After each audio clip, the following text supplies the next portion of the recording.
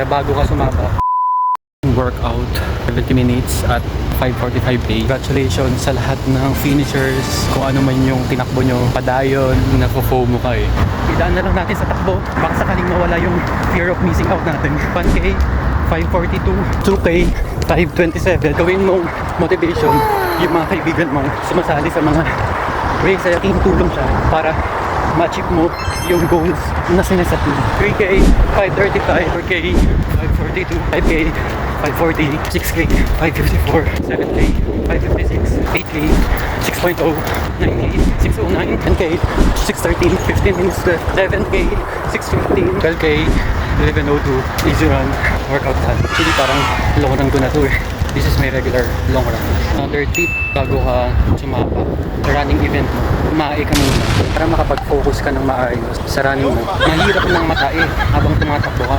Okay lang mautot